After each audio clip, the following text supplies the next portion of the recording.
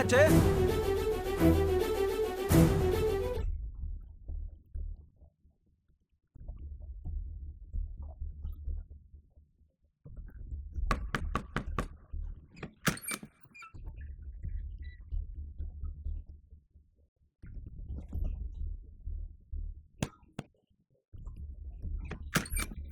என்னம்மா ஒரு டவல் கொண்டு வரதுக்கு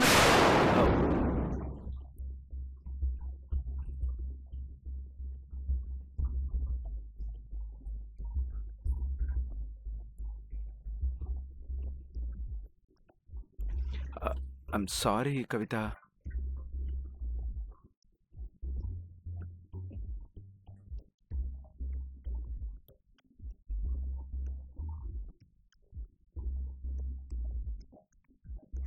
கரெக்டாக பார்த்துக்கிச்சு. உமா மகேஸ்வரி, நீ லாயர் இல்லை, சரியான கமர்ஷியல் டைரக்டர். கவிதா நீ வந்து அத்தை அத்தை கழுத்து அம்மா கழுத்து டவல். சரி சரி சரி, ஓகே ஓகே, நீ போ போ கவிதா.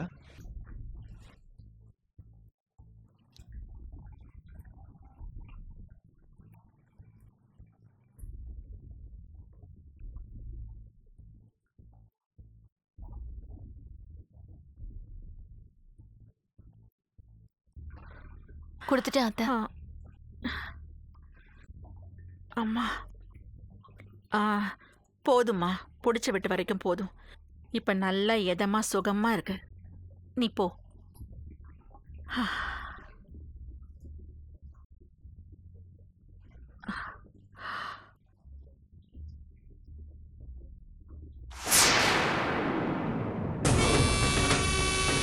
கோர்ட்ல வார்த்தையில விளையாடுற இந்த உமா மகேஸ்வரிக்கு வாழ்க்கையிலையும் விளையாட தெரியும்டி. சகோதரிகளை சக்களத்தையா மாத்துறதுல இது பார்ட் 2.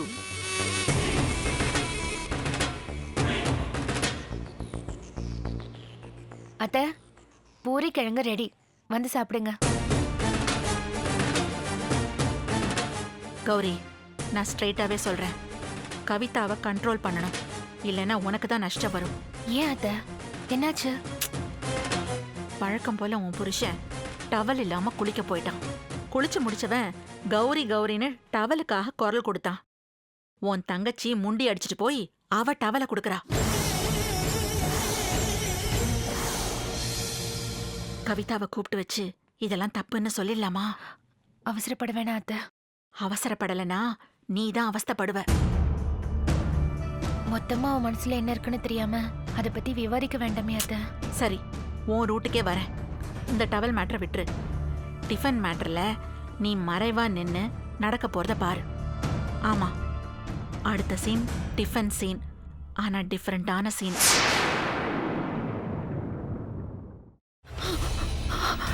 இதுக்கு மேல என்ன சொல்ல போற? சொல்றதுக்கு வேற ஏதாவது போய் இருந்தா சொல்லிடு. அவதான் ஏமாத்தி எல்லாத்தையும் என்கிட்ட இருந்து பறிச்சிட்டான்னு பார்த்தா நீயும் இப்ப அதே தான் பண்ணிருக்க. ஏன் ஆலியா, ஏன் இப்படி பண்ண? இந்த உலகத்துல பாட்டிக்கு அப்புறம் நான் யார் மேலேயாவது உயிரையே வச்சிருக்கேன்னா அது ஊ மேலதான் உனக்கு தெரியாதா? ஏன் இப்படி பண்ண ஆலியா? உனக்கு காசு பணம் அவ்வளவு முக்கியமா போயிடுச்சு.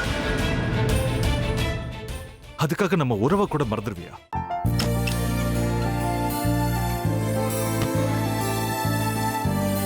சக்தி சக்தி, ஒரு நிமிஷம்.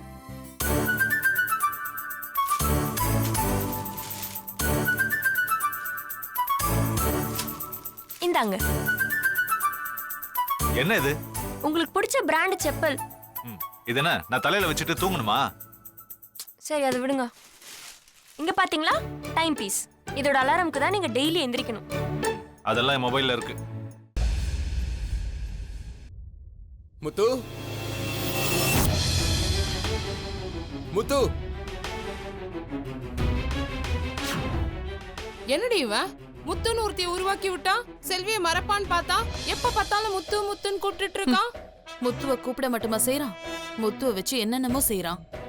நாம தான் இளிச்சவாய் மாதிரி வேடிக்கை பார்த்துட்டு இருக்கோம். என்ன முறைச்சு என்ன பிரயோஜனமாயா? உனக்கு வேற குரல் போயிடுச்சு. அடுத்து அவ செல்விய கூப்பிட்டானா என்ன பண்ண போற? உன்னுடைய விருப்பப்படியே நீ ராமநாத வீட்டு மருமகளா வாழ போற. கண்டிப்பா என்னுடைய ஸ்தானத்திலிருந்து அவன் உன்னை நல்லா பார்த்துக்குவான் அம்மா. டேய், அவரை பத்தி தான் உனக்கு தெரியும்ல. அவர் எந்த முடிவு எடுத்தாலும் அதான் ஃபைனல். நம்ம அப்பா வேணுமா வேணாமாங்கிறத நீயே முடிவு பண்ணிக்கோ. வாடா.